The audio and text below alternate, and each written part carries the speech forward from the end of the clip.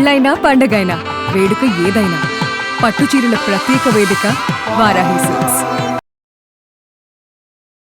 అందరికీ నమస్కారం. సుమన్ టీవీకి స్వాగతం. నేను గీతాంజలి. శ్రావణ పౌర్ణిమ, రాఖీ పౌర్ణిమ అసలు ఏ విధంగా జరుపుకోవాలి? జంధ్యాల పౌర్ణమిగా కూడా కొందరు జరుపుకుంటూ ఉంటారండి. చాలా విశేషం.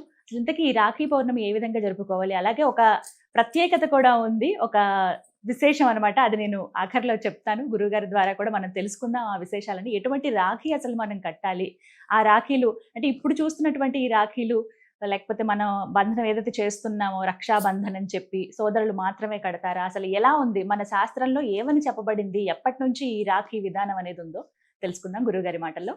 మనతో పాటు ఉన్నారు ఆచార్య కాకునూరి సూర్యనారాయణమూర్తి గురుగారు. వారితో మాట్లాడదాం. గురుగారు నమస్కారం అండి. నమస్కారం నాయన, చెప్పండి.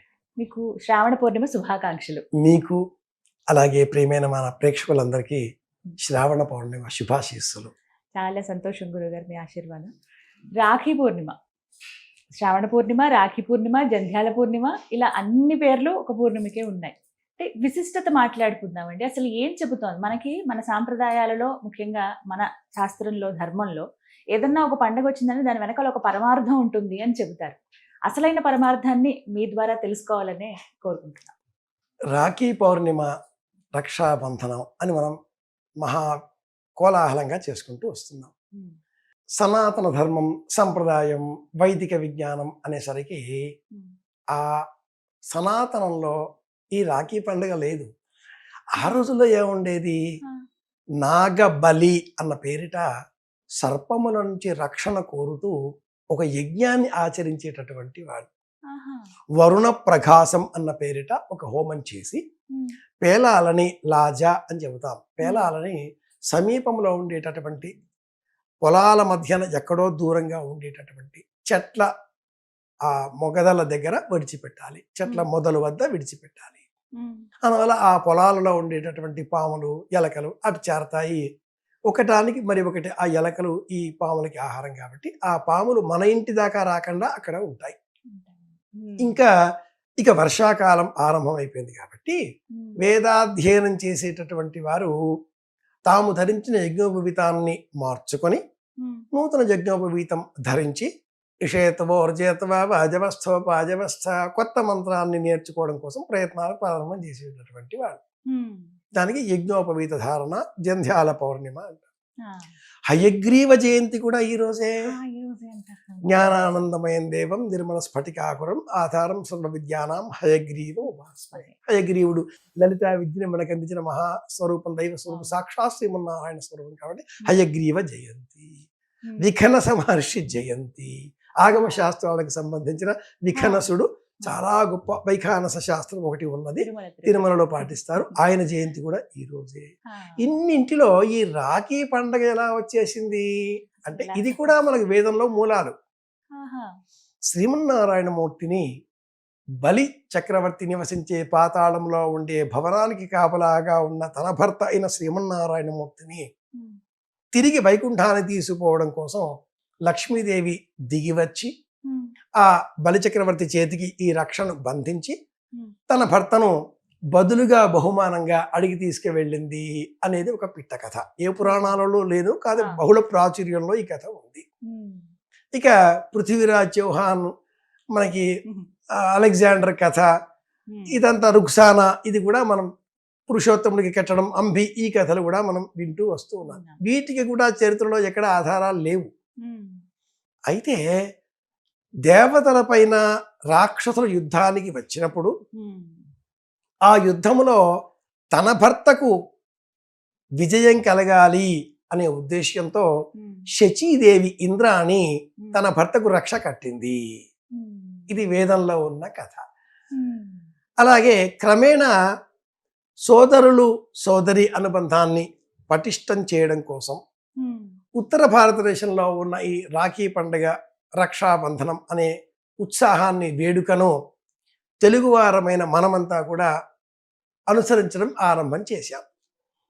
తెలుగువారిలో ఎలాంటి స్వభావం అంటే వీళ్ళు ఏదైనా కొత్తది తెలిస్తే వెంటనే పైకి లేపేస్తారు. ఏ విధంగా? షిరిడి సాయినాథుడిని చూశాం, సంతోషీమాతని చూశాం, పుట్టపర్తి సాయి రొట్టెల పండుగని చూశాం. ఇంకా చాలా ఉన్నాయి. ఇప్పుడు అరుణాచలేశ్వరుణ్ణి భయపెట్టే విధంగా మన వాళ్ళు అక్కడికి పరిగెడుతున్నారు, పూజలు చేస్తూ ఉన్నారు. ఆచారాలలో ఉండే వాస్తవ ధర్మాన్ని తెలుసుకొని వైజ్ఞానిక కోణంలో పరిశీలించి మనం అనుసరించాలి. ఇది ముఖ్యం. ఈ ఇందాక చెప్పిన ఆ జయంతులు లేదా యజ్ఞోపవీతం మార్చుకోవడం లేదా ఏదైనా కూడా గురువు గారు శిష్యుడికి యజ్ఞోపవీతం మార్చే సమయంలో ముందుగా చేతికి ఒక రక్ష కడతాడు. తండ్రి కూతురికి రక్ష కడతాడు కుడి చేతికి. తండ్రి కూతురికి కడతాడు కుడి చేతికి. కూతురు తండ్రికి రక్ష కడుతుంది కుడి చేతికి. ఇది శాస్త్రంలో సప్రమాణికంగా ఉన్నటువంటి విధానం. ఇది రక్షణ. ఒకరికి ఒకరు రక్షణ ఇవ్వడం. తండ్రి తన కూతురికి రక్షణ ఇస్తాడు. అలాగే కూతురు కూడా తండ్రికి సంబంధించిన బాధ్యతను కొడుకు కంటే ఎక్కువగా చేస్తుంది. ప్రామాణికంగా మనం ఏం చెప్పుకుంటున్నామంటే కొడుకు అంటే వంశోద్ధారకుడు, తద్దినాలు పెడుతూ ఉంటాడు. ఎంతవరకు? 3 తరాల వరకే. కూతురి కొడుకు అయితే 4వ తరం వరకు కూడా. కాబట్టి వేదం కూతురే ప్రధానం కొడుకు కంటే అంటూ చెప్తుంది. పురుషస్వామ్యం రావడంతో, అధికారంతో, ధనాన్ని బలాన్ని చూపి ఆస్తిపైన హక్కును సముపార్జింపజేసుకొని పురుష ప్రపంచాన్ని ఈనాడు మనం చూస్తున్నాం. కానీ ఒకనాటి కాలంలో ఎక్కడి దాకా ఎందుకు 1000 ఏళ్ల కింద తెలుగువారి చరిత్ర శాలివాహనుల కథ చూసుకుంటే గౌతమి పుత్ర శాతకర్ణి, వాసిష్ఠి పుత్ర పులోమావి తల్లి పేరుతో కదా బతికింది. కాబట్టి తల్లి తన పిల్లలకు రక్ష కడుతుంది. నాగుల చవితి రక్ష కట్టడం కదా. కాబట్టి రక్షాబంధనం అనే ఈ ఉత్సవంలో మనం నేర్చుకోవాల్సింది ఏమిటి అంటే ఒకరు మరి ఒకరికి రక్ష, సోదర భావంతో రక్ష. ఈ జగత్తుకు సోదర భావం అపురూపమైన రక్ష. అన్నయ్య అన్న పిలుపులో ప్రపంచాన్ని గెలిచినంత ఆనందాన్ని ఆ అన్నయ్య అని పిలుచుకున్న వ్యక్తి అనుభవిస్తాడు. ఇది మొదట. మా అన్నయ్య ఉన్నాడు, ఏమన్నా మాట్లాడితే చూడు మరి చెప్పేస్తాను అని ఆ చెల్లెలు ఎదుటి వారిని బెదిరించడంలో ఆమెలో ఉన్న ఆ అన్న ఉన్నాడు అన్న భరోసా అంతా కనిపిస్తుంది. అలాగే తల్లి పిల్లలకి రక్ష కడుతూ వీళ్ళు నా పిల్లలు, నా ప్రాణం పోయినా సరే నా పిల్లల్ని కాపాడుకుంటాను, రక్ష కనిపిస్తుంది.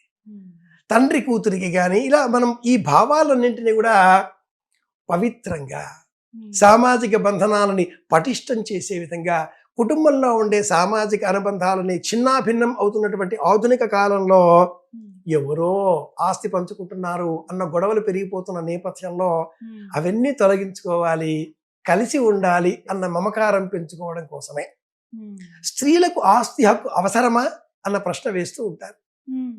రక్షాబంధనం పేరిట అలా అడగకూడదు. ఎవరమైనా కూడా ఆ తల్లిదండ్రులకే కదా జన్మించిన వారము. 60 ఏళ్ళో 70 ఏళ్ళో ఏం తీసుకుపోతామా, ఎలా వచ్చాము అలాగే అన్నంత ఆనందం. చెల్లెలు వచ్చి అన్నకి ఒక రక్ష కడితే ఆ అన్న పొంగిపోడు, సమస్తాన్ని ఇచ్చేస్తానంటాడు. అతగాడు వెళ్ళాలి, ఏదైనా వచ్చుకున్నా ఏదైనా మాట్లాడినా నీకు మీ అన్నయ్య ఉన్నాడుగా వెళ్ళు. సామాజిక బంధాలను, సోదర అనుబంధాలను బలీయం చేయడం కోసమే ఈ రక్షాబంధనాన్ని మనమంతా పాటించాలి. మనమంతా భారతీయులం, మనమంతా తెలుగువారం, మనమంతా ఒక ప్రాంతానికి ఒక కుటుంబానికి చెందిన వారం. భారతీయత కంటే కూడా విశ్వమానవ సమాజంలో మనం ఒక వైశ్వికమైన దృక్కోణంలో ఉండే మానవీయ గుణాలు కలిగిన వారం. మ్యాక్రో టు మైక్రో, విశ్వం నుంచి, భారతం నుంచి, రాష్ట్రం నుంచి, కుటుంబంలో వచ్చే వరకు నేను మా అన్నయ్య. ఇంతకంటే ఆనందం ఇంకేముంటుంది? ఇది ఈ రక్షాబంధనం పండుగ నేపథ్యం. ఈ మధ్య చాలా చూస్తున్నాను గురుగారు, రాఖీల్లో కూడా అంటే మన సాంప్రదాయాన్ని గౌరవిస్తూ పంచగవ్యంతో తయారు చేసినవి కావచ్చు, లేకపోతే గోమయంతో తయారు చేసినటువంటి రాఖీలు బాగా రావటం అవి చూసాను. అంటే ఇది మన శాస్త్రంలో ఉందా? అలా అసలు కట్టొచ్చా? వాటితో తయారు చేస్తుంటే ఏదో ఇదొక అంటే వ్యాపార దృష్టిలో అని అనుకోవాలా, లేకుంటే ఇది మన శాస్త్రం ఇలా ఉందా, అసలు ఇవి కడితే ఎటువంటి పుణ్యం ఉంటుందా అనేది మాట్లాడుకుందాం. రక్ష కట్టడంలో పసుపు దారం, పసుపు కొమ్ము ముడివేయడం, చేతికి కట్టడం, ఇది రక్ష. పూజ చేసే సమయంలో గోమయంతో అంతా అలకడం రక్ష. పూజ చేసిన తర్వాత చేసే వ్యక్తి ఆ పూజ చేయడం కోసం అర్హత పొందాలి. పంచగవ్యం, గోమయం తాగాలి, గోపంచితం స్వీకరించాలి. పంచామృతం కంటే విశేషం పంచగవ్యం. కాబట్టి గోమయం, గోపంచితం, గోఘృతం, గోక్షీరం, గోదధి లేదా దర్భలతో కలిపిన నీళ్లు, వీటిని కలిపి ఆ తదుపరి స్వీకరించడం కదా. అలాంటప్పుడు చేతికి కట్టడంలో కూడా ఆలోచన ఏముంది? ఈ ప్లాస్టిక్ తో మెరిసిపోయేటటువంటి కృత్రిమమైనటువంటి రాఖీలు అన్న పేరుతో కనిపించే రక్షలు మనం కట్టుకుంటున్నాం. రాఖీ అంటున్నాం. చెల్లాయి వస్తుంది, కడుతుంది. అలా వెళ్ళగానే ఇక్కడంతా దురదగా ఉంది అంటాడు, ఏదో ఎనీజీగా ఉంది తీసేస్తాడు, చెత్తబుడ్డలో పడిపోతుంది. దానికి బదులుగా నిజంగా అలాంటి మార్కెట్లో లభిస్తే గోమయంతో చేసినవి లేదా మట్టితో చేసినవి, అందులో విత్తనాలు ఉంటాయి, తులసి విత్తనాలు, ఇంకేదో విత్తనాలు ఉంటాయి. కాబట్టి మనం ధరింపజేసిన తర్వాత వాటిని నెమ్మదిగా జాగ్రత్తగా తొలగించి తులసి కోటలోనో లేదా పూల మొక్కల పాదులలోనో నిమజ్జనం చేస్తే మళ్ళీ అవి మొలకెత్తుతాయి. తులసి విత్తనాలు ఇందులో ఉన్నట్లయితే శ్రావణ మాసంలో మనం ధరించేటటువంటి ఈ తులసి మొక్క అలా అనంతరం మరుసటి నాడు నిమజ్జనం చేస్తే కార్తీక మాసం తులసి కళ్యాణానికల్లా కూడా ఆ మొక్క ఎదిగి ఇంత చక్కగా మనకి పచ్చదనంతో ఇంకో మరో మహాలక్ష్మి అమ్మాయి వచ్చేసింది. ఒకళ్ళు పంపించారు గురువు గారు, నేను అవునా? చూపిస్తాను చూడండి. ఇది ఒక్కసారి మీరు గమనించండి. అంటే ఎలా ఉంది అంటే ఇంట్లో విత్తనాలు ఉన్నాయని చెప్పారు నాకు. ఇది ఒక్కసారి చూడండి గురువు గారు. అమ్మాయి, ఈ రోజుల్లో మార్కెట్ కానిది ఏది? అంతేనా?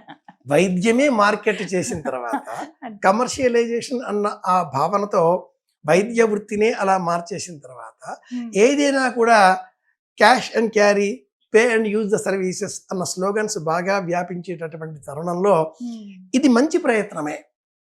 మనకు ఈ ప్లాస్టిక్ వాడకం కంటే నిజమైనటువంటి రక్ష ఏది? పసుపు రంగు దారం, పసుపు కొమ్ము, మామిడాకు, వ్రతాలలో నోముల్లో కట్టుకునేది, అది రక్ష, అది అద్భుతం. అలాగే దూదితో చేసిందే కట్టుకోవాలి, ఎర్రగా ఉండే ఉండ ఉత్తర భారతంలో పెడుతూ ఉంటాం, అది కట్టుకుంటూ ఉంటాం. ఇది ఒక కొత్త ప్రయత్నం. ఈ చిన్న బిళ్ళని చూసినట్లయితే ఇది గోమయం. గోమయం స్పర్శ చేతికి చర్మ సంబంధిత వ్యాధి తొలగిస్తుంది. ఈ పూసలు కూడా అవసరం లేదు. నిజానికి నిజమైనటువంటి ఈ మాత్రం బిళ్ళ ఉంటే చాలు. సరే, కొద్దిపాటిగా ఆకర్షణగా అన్నప్పుడు దీనిని ధరించిన అనంతరం ఈ ఆలోచన ఎలా వచ్చిందో కానీ దీనిని మనం తులసి మొక్క ఉండే చోట నిమజ్జనం చేసినట్లయితే ఆ భూమిలో ఉంచేస్తే కార్తీక మాసం కల్లా మొక్క వచ్చేస్తుంది కదా అన్న ఆలోచన. ఇంకా మురిసిపోవచ్చు. మనం కళ్యాణం చేస్తాం కదా, మన ఇంటికి మళ్ళీ ఆడపడిచే వచ్చేసింది, అక్కే వచ్చి కట్టేసింది, ఈ భావన. కొత్త ఎప్పుడు, మార్పు ఎప్పుడు చర్చలకి దారి తీస్తుంది. కొంచెం ఆందోళన, మార్పు రాగానే ఎవరు వెంటనే దాన్ని అంగీకరించరు, దాన్ని ప్రతిఘటిస్తారు, చర్చ చేస్తారు, పరిశీలిస్తారు, అనుసరిస్తారు, అలవాటైపోతారు. కొత్త మార్పు ఎప్పుడా అని ఆలోచన చేస్తారు. ఇది ఒక క్రమ పరిణామ పద్ధతి. మార్పు మొదట వ్యతిరేకింపబడుతుంది, చివరలో అనుసరింపబడుతుంది, కొత్త మార్పు కోసం ఎదురు చూచేలాగా చేస్తుంది. ఇది విషయం. కానీ చాలా చక్కగా ఉంది కదా. భలే, నిజంగానే బాగుంది. నాకు కూడా ఇలా అందరూ కూడా తీసుకోవచ్చండి. ఈ వివరాలు అవి నేను మీకు అందించే ప్రయత్నం చేస్తాను. చక్కగా గోమయం తోటి మొత్తం పంచగవ్యం తోటి తయారు చేసినటువంటి రాఖీ ఇది. చక్కగా విత్తనాలు ఉంటాయి, మీరు చక్కగా తులసికోటలో వేసుకోండి. గురువు గారు చెప్పింది అక్షర సత్యం. మళ్ళీ మనకి కార్తీక మాసానికల్లా చక్కగా ఏపుగా పెరిగి ఇంత మొక్కైనా అవుతుంది. మనం కళ్యాణం చేసుకున్నప్పుడు చాలా మనమే సంతోషిస్తాం, ఎంత చక్కగా పెరిగింది అని. అంటే మనం కంటికి రెప్పలా చూసుకుంటాం. మనం ఏదైతే బాధ్యతతో వేస్తాం ఏ విత్తనం అయినా కూడా అది ఈ రూపంలో నెరవేరుతుంది. బాగుంది, చాలా చక్కగా ఉంది గురువు గారు. ఇదేదో మరి నేను నిన్ను నాయన అనే పిలిచాను కదా తల్లి, మీ నాన్నగారికే కట్టినట్లుగా అన్న ఆలోచనతో లేదా మీ అన్నగారికి అన్నట్లుగా నీవేనా కట్టేసేయి. తప్పకుండా గురుగారు. మేము మా గురువు గారు ఎప్పుడు మీ రక్ష మీ ఆశీర్వాదం మాకు ఉండాలి. అదే భావంతో ఖచ్చితంగా నేను సంతోషం, కడతాను. శుభం. మీ శిష్యురాలిగా నాకు కూడా మీరు కట్టండి.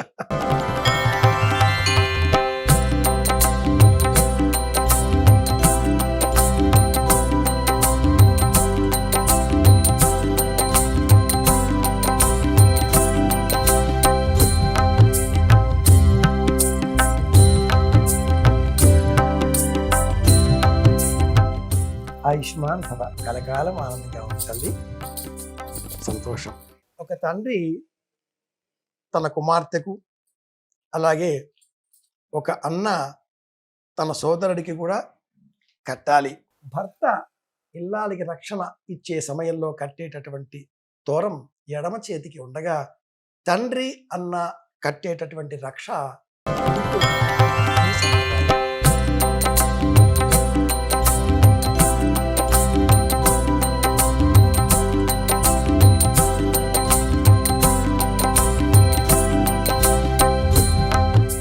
అమ్మాయి, నువ్వు నా కూతురివి.